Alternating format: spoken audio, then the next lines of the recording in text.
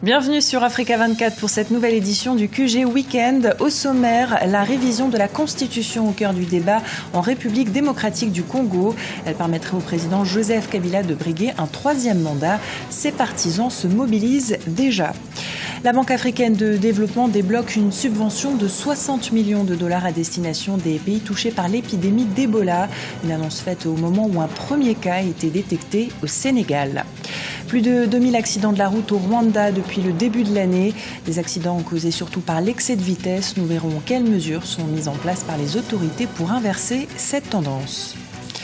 En République démocratique du Congo, la question de la révision constitutionnelle continue d'alimenter le débat. La modification de la loi organique permettrait au président Joseph Kabila de briguer un troisième mandat. Ses partisans ont créé l'association Kabila Désir avec à sa tête le ministre des Nouvelles Technologies, Guillaume Durand.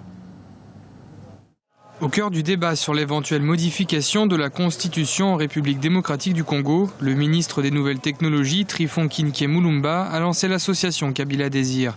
Malgré le verrou constitutionnel, cette structure milite pour un troisième mandat pour le chef de l'État Joseph Kabila, en s'appuyant sur son bilan après 2 exercices. Il y a chaque jour des réalisations importantes, il y a chaque jour une économie qui bouge. Aujourd'hui, on est à un taux de croissance proche de 2 chiffres. C'est important. Chaque jour qui passe, le Congo change. Il y a des Congolais qui viennent au Congo après avoir passé une 40aine d'années à l'étranger et qui voient les réalisations du président Kabila et qui témoignent. Le ministre des Nouvelles Technologies invite surtout la diaspora congolaise, souvent très critique à l'égard du président Joseph Kabila, à venir voir les avancées connues par le pays ces dernières années. Avec les nouvelles technologies de l'information et de la communication, avec les réseaux sociaux, la diaspora participe au débat. Et souvent, cette diaspora n'est pas informée.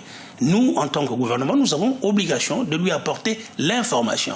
Et c'est pour ça que dans le cadre de cette association, j'ai lancé l'idée d'une sorte de charter qui viendrait prendre des Congolais ici, qui les amènerait vivre au Congo pendant 1 mois et qui les ramènerait pour que ces Congolais-là viennent voir les réalisations qui sont au pays. Si selon le ministre des Nouvelles Technologies, la question de la modification de la Constitution n'est pas encore sur la table, le PPRD, le parti présidentiel, a déjà commencé à sensibiliser ses membres sur le bien fondé d'une révision constitutionnelle.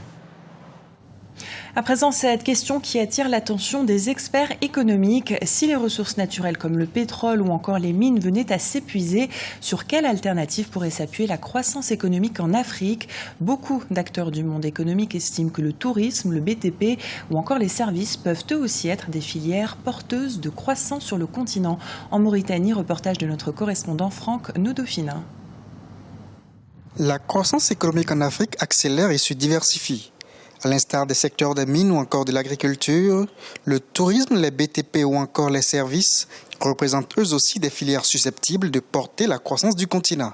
Avec un produit intérieur brut qui pourrait atteindre 5,7% en 2015, le continent africain pourrait atteindre un taux de croissance plus important si certains secteurs de la vie économique et sociale étaient mieux exploités. On a pendant longtemps exporter des matières premières. Aujourd'hui, il y a la diversification. Vous avez des secteurs comme le tourisme qui sont dans le niveau de pénétration encore très faible, secteurs qui sont très porteurs, qui sont générateurs de devises et qui sont générateurs de gros capitaux. Vous avez le secteur des services qui commence à se développer et qui est très important.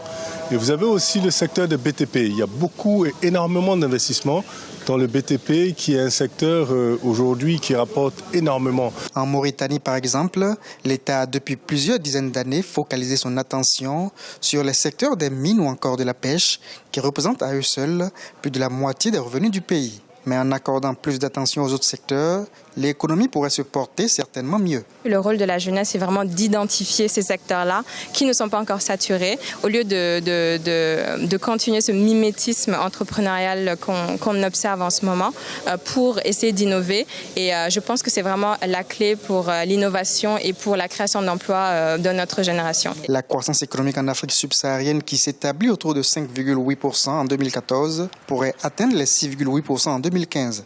Les secteurs du tourisme, des BTP ou encore des services représentent aujourd'hui des alternatives pour beaucoup d'économies africaines encore trop dépendantes du pétrole et des mines. Alors que l'épidémie d'Ebola continue de s'étendre en Afrique de l'Ouest, un premier cas a été identifié au Sénégal.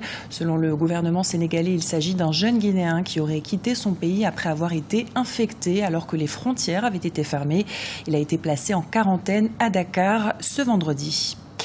Et alors que le Sénégal devient le 5e pays touché par l'épidémie, la Banque africaine de développement annonce avoir débloqué une subvention de 60 millions de dollars à destination des États concernés par le virus.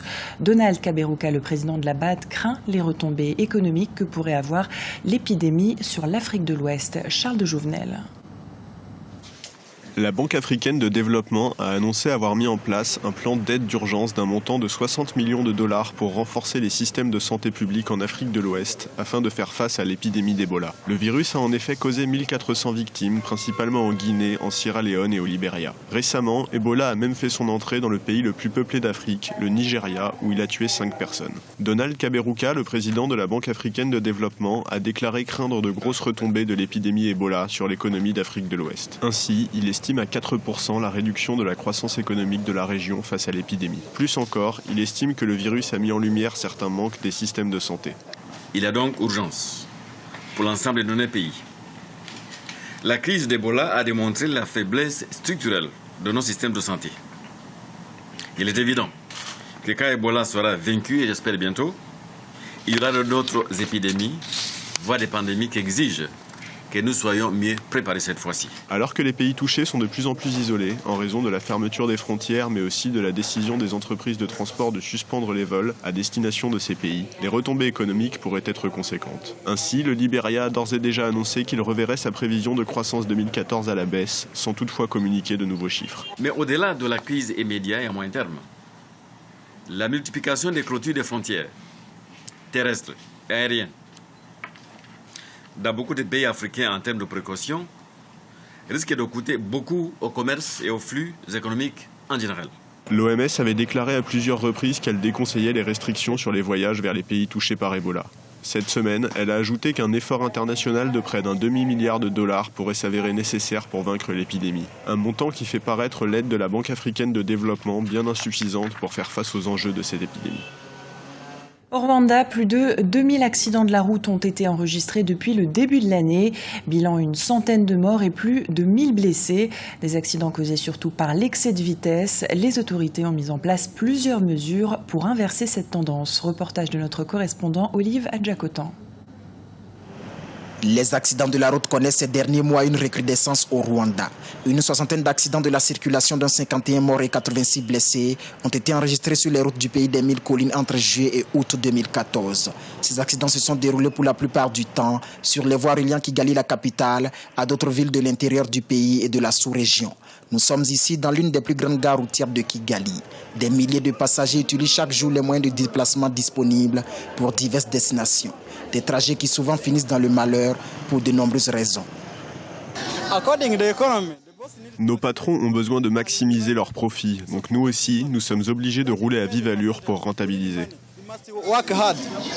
La première cause était l'excès de vitesse et puis la mauvaise manipulation des téléphones lorsqu'on est au volant. Les autorités rwandaises ont décidé de s'attaquer à la mortalité routière. Lors d'une réunion de crise le 11 août dernier, plusieurs mesures ont été arrêtées pour atténuer les infractions routières dans le pays. Il y a l'augmentation des punitions qui peuvent être majorées jusqu'à 9 fois comme la loi le prévoit. Il y a la mise en place des régulateurs de vitesse dans les véhicules chargés de transport en commun. Il y a aussi une mesure d'augmenter des campagnes de sensibilisation visant le changement de comportement des usagers de la route. Le Rwanda a enregistré déjà 2413 accidents, dont 142 cas graves en 2014. Des accidents de la circulation dus en majorité aux excès de vitesse. Une infraction routière que la loi punit actuellement par 50 000 francs rwandais d'amende. Ce journal a été réalisé par l'ensemble de la rédaction. Nous vous remercions pour votre fidélité. Dans un instant, une nouvelle édition de l'actualité sur Africa 24.